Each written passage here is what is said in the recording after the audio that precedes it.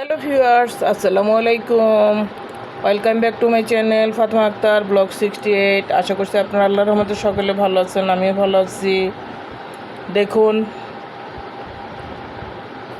আমরা তো মাছ মাংস এগুলো খেয়ে থাকি বেশি করে। যখন মাছ মাংস খেতে ইচ্ছে করবে না, তখন সহজভাবে সুন্দর সুন্দর ভর্তা তৈরি করে খাবেন। খাওয়ার রুচিকে ভর্তা বৃদ্ধি করে। দেখুন, আজকে আমার ঘরে চিকেনও রান্না আছে, ফিশও রান্না আছে, তো ভাবলাম ওগুলো আর ভালো লাগছে না, ভর্তা করব। আর ভর্তা খেতে হয় তেল ছাড়া। আমরা তো অধিকাংশ মানুষ সর্ষের তেল ব্যবহার করি। তেল কম খাবেন ভর্তাতে, তাহলে এটা স্বাস্থ্যের জন্য উপকার হয়। আজকে আমি দেখুন ঢেঁড়সের ভর্তা করব সহজে। প্রথমে আমি ঢেঁড়সগুলো কেটে নিয়েছি দুই ভাগ করে। কিছু ঢেঁড়সের আগাটা কেটে ফেলে দিয়েছি, আর কিছু ঢেঁড়সের রেখে দিয়েছি। এগুলো সব কচি ঢেঁড়স। 10-12টা কাঁচামরিচ দিয়ে দিয়েছি একসাথে। আর লবণ, সিদ্ধ লবণ বা গরম লবণটা খাওয়াই সকলের জন্য ভালো। ভর্তাতেও আমরা অনেকে পরে লবণ দিয়ে থাকি, তাই লবণটা ভেজিটেবলস বা শুটকি যখন সিদ্ধ করা হয় বা টালা হয় তখন দিয়ে দিলে লবণটা সিদ্ধ হয়ে যায়, আর সমস্যা হয় না। আমি ঢেঁড়সের সাথে লবণ দিয়ে দিয়েছি পরিমাণ মতো, কাঁচামরিচ সিদ্ধ করে নিয়েছি। দেখতে থাকুন ভর্তাটা কিভাবে তৈরি করছি। এটা খুবই সুস্বাদু, ভাত খেতে খুব মজার হয়।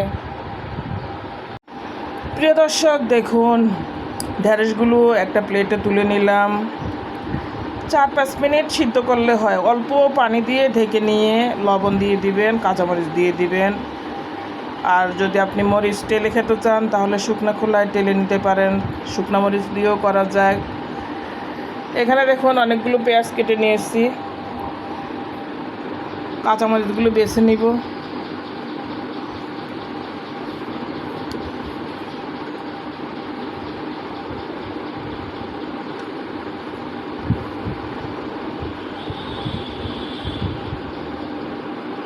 আর অর্ধেক সিদ্ধ হওয়ার পরে ঢাকনাটা তুলে দিবেন, তাহলে ঢেঁড়সটা সবুজ থাকে।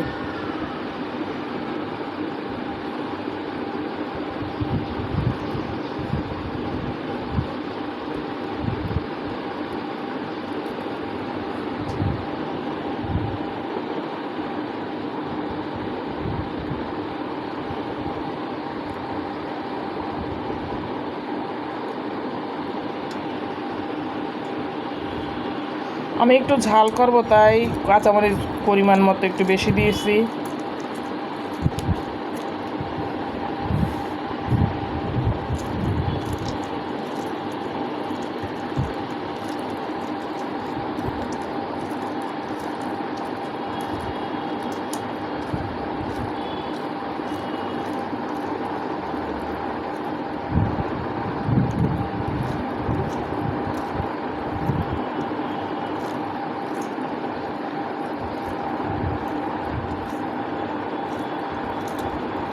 কাঁচামরিচগুলো ভাঙা হয়ে গিয়েছে, ঢেঁড়সটা কচলে নিব।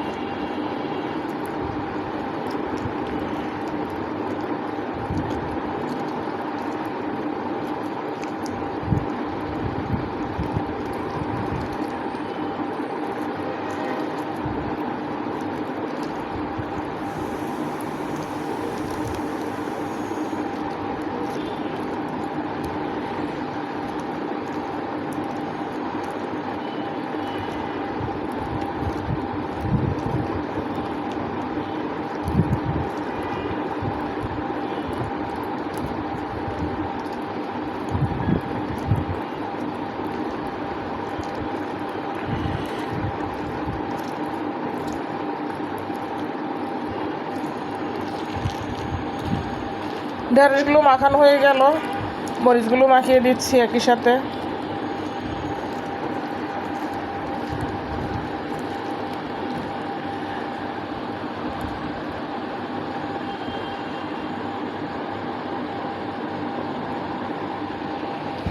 পেঁয়াজগুলো একটু কচলে নিব।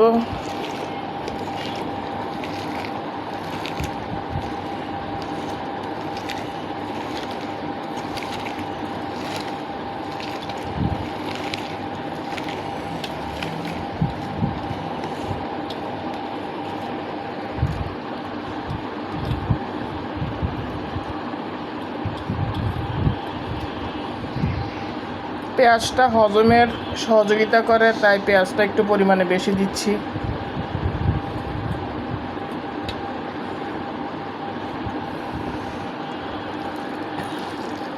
এখন ঢেঁড়সের সাথে পেঁয়াজ, কাঁচামরিচ, লবণ সব কিছুই আমার মাখানো হয়ে যাচ্ছে।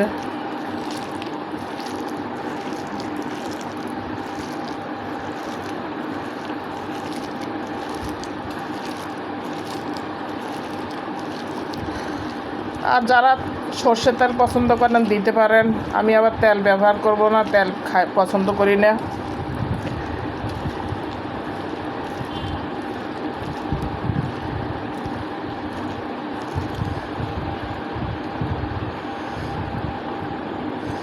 দেখুন খুব সহজে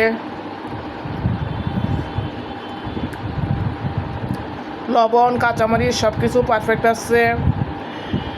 পেঁয়াজ, লবণ, কাঁচামরিচ, সিদ্ধ কাঁচামরিচ দিয়ে চটকে নিয়ে সহজে মজাদার ঢেঁড়সের ভর্তা রেসিপিটা তৈরি হয়ে গেল। ইচ্ছে হলে কখনো এমন করে সুন্দর করে ঢেঁড়সের ভর্তা করে খেতে পারেন। এটা খুবই সুস্বাদু হয়, মজার একটা রেসিপি। ভালো থাকুন দর্শক, আজ এই পর্যন্ত, দেখা হবে পরবর্তী ভিডিওতে। আল্লাহ হাফেজ, আসসালামু আলাইকুম।